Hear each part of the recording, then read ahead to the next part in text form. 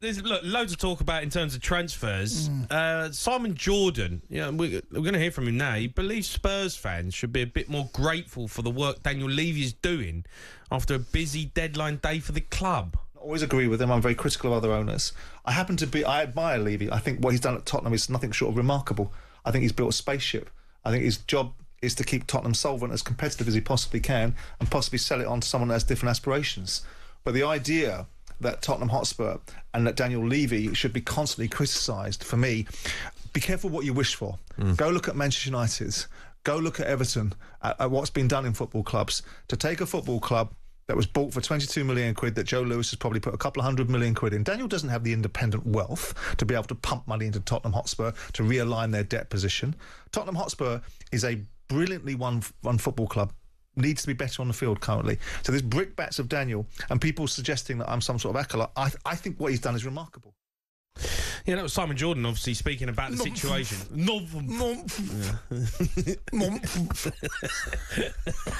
He loves a bit of I love Simon. He loves that one. You're talking nonsense. Does that a lot, doesn't he? I love the way he said it was a brilliantly run football club. I mean, put the word "one" in there when you win nothing is hilarious. But yeah, look, I want to hear from Spurs fans because it is a big talking point. Who is to blame for the situation at Spurs? It looks like they might have been able to sort it out. Here's my take on the transfers. Matthias Tell could be a good player. We don't know.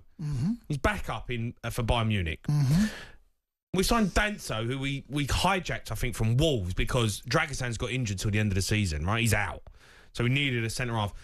Do we know anything about him? No. I'd be lying if I knew anything about him. So is he a top player? We don't know. Again, you're buying potential to be a good player.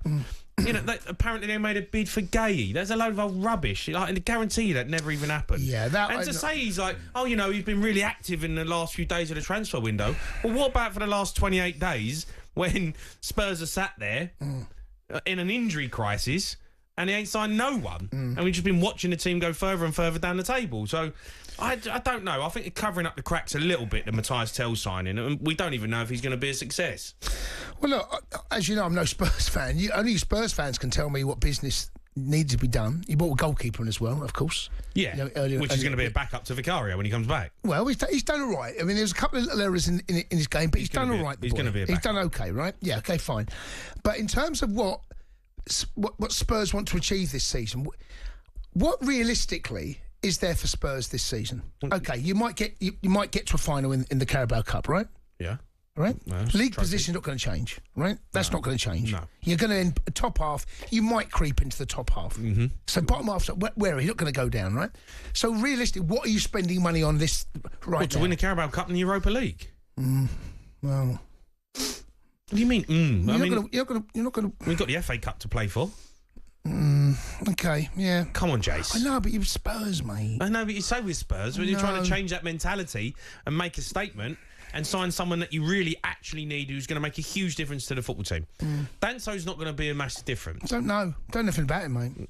And Matthias Tell again. I mean, we know who he is. I couldn't tell you much about what he's going to do. Look at Aston Villa. Right, I take them as an example. I know they're in a different position right now. They've got a really good manager, they've got Champions League football. But look at the players that they've signed: Asensio, Marcus Rashford. Yeah, slightly different. They did sell. They offloaded John Duran for thick end of what, 3/4 of. Okay. What was it? So 70 odd million. Okay. So who cares? So they got. You know what I'm saying is they can be a little bit more. Their view on the transfers can be a bit wider. But it's hard. It never does it anyway, Levy. I know, but this is the problem. And what the reason I'm asking and start asking questions because Simon Jordan is saying that he needs to get off his back. Well, you tell me as a Spurs fan, Spurs fans do not stop getting off Daniel Levy's back. Not because of this window, because the previous ones, the way the club's run. This goes back, it's not the last 2, 3, 5. It's the last 25, 30 windows that's been the problem, isn't it? Yeah. Isn't that what I've been told? Yeah, I mean, that's the problem. Yeah? Ever since, you let players go like Luka Modric and Gareth Bale and you don't replace them with top quality players, do you know? Because you had players who were there who were unbelievable football players and you've let them go and you've brought in averageness. Averageness. Is that a word? Averageness? It is now. Let's go to Neville. He's a Spurs fan. Right, Nev? All right, Nev. Good evening, boys.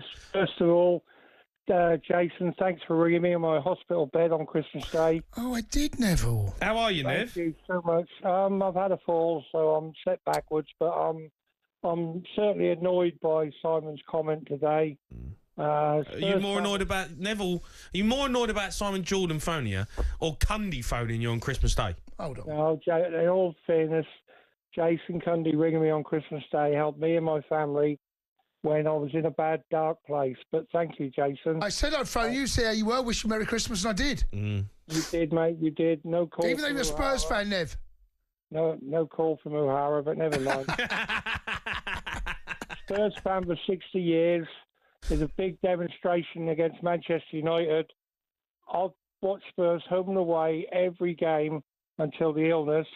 And I'm going to tell you something now that's going to shock you. If it means us going down to get rid of Levy, that's the feeling of this 68-year-old Spurs fan. And there's a lot of people like me at Tottenham. Rather play at Hackney Marshes. When was the last world-class player we signed at Tottenham? You don't want to go down, Nev. I'll tell you, Jurgen Klinsmann. Jason, we can't put up with no more of this. We got a squad that is thin. He signed a player from Bayern Munich on a loan, and he signed the other boy, which was going to Wolves. They're not world-class players. They're not going to help out. They just got to fill in the gaps, and we're going to be back to normal if they go back to Germany and wherever we come from. Yeah, but signing world-class players, Nev, at this stage of the season is tough. You're going to do that, then, I mean, when was the last time in world-class? When was the last time? Well, Luka Modric was world class. When they signed a world class, turned world class. Berbatov. Was he world class when they signed him? He was well known. I know, but world class. Who signed? When was the last time the Premier League signed? Yeah, but he's trying to make a point in terms of, all right, I know what you mean when you say world class, but they've become world class players, Modric, Berbatov, Bale, and players like that. Yeah. But where's a player who's at Spurs? I don't think these players are going to even become anywhere near them players. No, look, I say Aston Villa again, and I'm a bit jealous actually of Villa. They signed Marcus Rashford. He could be.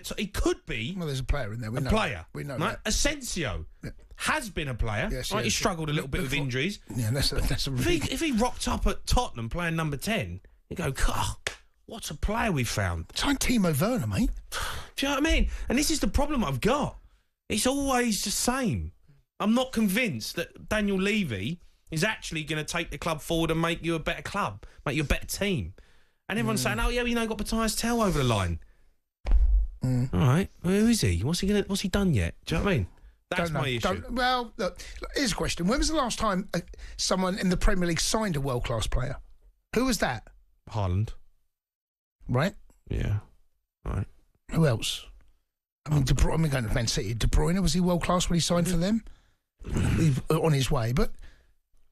What are you saying? You're saying world-class players don't come to the Premier League anymore? What I'm saying is a world-class... Who was the last English club that signed, other than Haaland, a world-class player when he was at the peak of his powers? Declan Rice? I mean, okay. I mean... You're not saying he's world-class? No, I'm just... Okay, fine. Keep going. There's a handful, that's the point I'm making. I'm not saying there's none. I'm saying there might be a handful. Why are you scratching your head like that? Because I'm trying to think.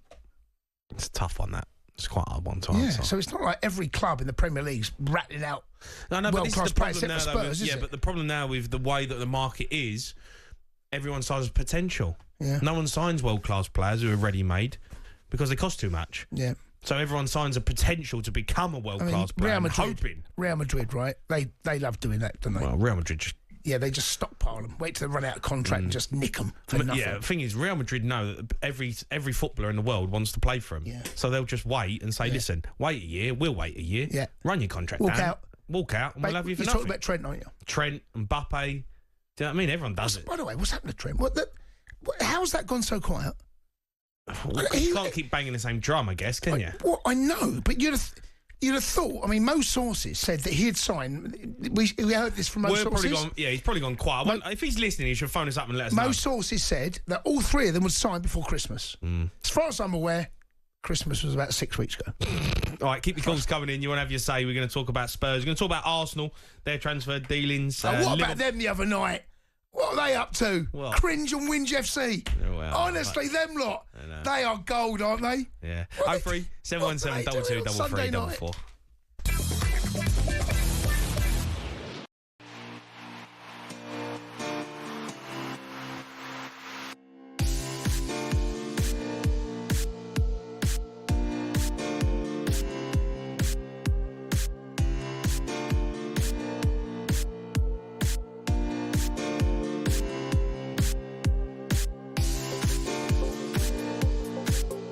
The Sports Bar with Jamie O'Hara and Jason Cundy.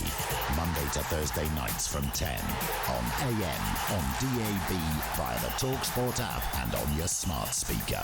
talkSPORT.